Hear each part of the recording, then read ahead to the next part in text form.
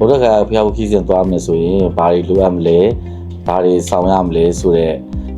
ဆောင်ရန်ရှောင်ရန်ချက်ကလေးတွေကိုကျွန်တော်ပြောပြပြဖြစ်ပါတယ်ကျွန်တော်တို့အဖွဲ့ကနေပြီးတော့ပေးထားတဲ့အိတ်၃မျိုးရှိပါတယ်အဲ့ဒါကတော့ခီးဆောင်အိတ်အကြီးခီးဆောင်အိတ်အလက်နောက်ပြီးတော့ဘေးလိုအိတ်ဆိုပြီးအိတ်၃မျိုးပေးတာရှိပါတယ်ခင်ဗျာ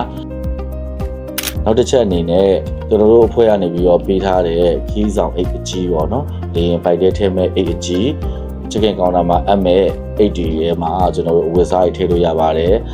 ကိုယ်ပိုင်သုံးဆောင်ပစ္စည်းတွေထည့်လို့ရပါတယ်နောက်အရေးပါတဲ့ပစ္စည်းတွေပေါ့နော် makeup တို့ lotion တို့အရေးတွေကျွန်တော်ထည့်လို့ရပါတယ်နောက်တစ်ခုကခြုံတက်တဲ့အရာတွေပေါ့နော်ဒီမှာကက်ကြီးတို့အတ်တို့ပေါ့နော်ကြောက်ပြင်းတို့နော်အဲ့လိုမျိုးလေးတွေထည့်လို့ရပါတယ်ခင်ဗျာ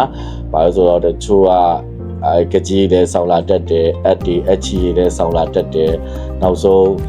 တတခါလေးနဲ့ကြောက်ပြနေပါယူလာတက်တဲ့လူတွေရှိပါတယ်အဲ့တော့အဲ့လိုမျိုးပစ္စည်းတွေဆိုရင်တော့ကျွန်တော် AG ရဲ့မှာထည့်ပေးပါ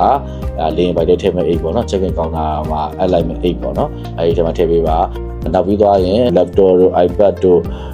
ဖုန်းတို့ battery ပါတဲ့လက်ဆက်ပစ္စည်းတွေထည့်လို့မရပါဘူးခင်ဗျာနောက်အိတ်အလက်နဲ့အိတ်သေးတွေပေါ့နော်ကျွန်တော်ဘေးလွယ်အိတ်တွေမှာဆိုရင်တော့ကျွန်တော်အိတ်ကြီးရဲ့မှာထည့်လို့မရတဲ့အရာတွေကိုဘေးလွယ်အိတ်မှာကျွန်တော်တို့ထည့်လို့ရပါတယ် hand carry တွေမှာထည့်လို့ရပါတယ်အဲ့ဒါကတော့ကျွန်တော်တို့ကိုယ်နဲ့မကွာယူသွားမှာပေါ့နော်ဒီဘုံယူသွားမဲ့အိတ်တွေမှာထည့်လို့ရတဲ့ပစ္စည်းတွေကျွန်တော်ပြောပြပေးမှာဖြစ်ပါတယ်အဲ့ဒါကတော့ကျွန်တော်တို့ဒီ power bank ပေါ့နော် power bank တွေတည်လို့ရမယ် power bank ကတော့2000 ampere အောက်ပဲတည်လို့ရမှာဖြစ်ပါတယ်နောက်တစ်ခုကတော့ electronic နဲ့ဆိုင်တဲ့battery ပါတဲ့ laptop တို့ iPad တို့เนาะအဲ့ဒါတွေကိုကျွန်တော် hand carry မှာကျွန်တော်ထည့်လို့ရပါတယ်ခင်ဗျာနောက်တစ်ချက်ကတော့ပုံမှန်တောက်နေကြဆေးဝါးတွေပေါ့เนาะအဲ့ဒါတွေကိုတခါတည်းယူဆောင်လာခဲ့ပေးပါအဲ့ဒါကတော့ကျွန်တော်တို့ဆေးပေါ့เนาะဆေးတစ်စိတ်ချင်းတူပေမဲ့မြန်မာပြည်မှာထုတ်တဲ့မြန်မာပြည်မှာရနိုင်တဲ့ဆေးနဲ့အိန္ဒိယမှာရနိုင်တဲ့ဆေးပါဝါချင်းပေါ့နော်အားချင်းမတူတာဖြစ်တတ်ပါတယ်အဲ့တော့ကိုတောက်နေကြဆေးတွေ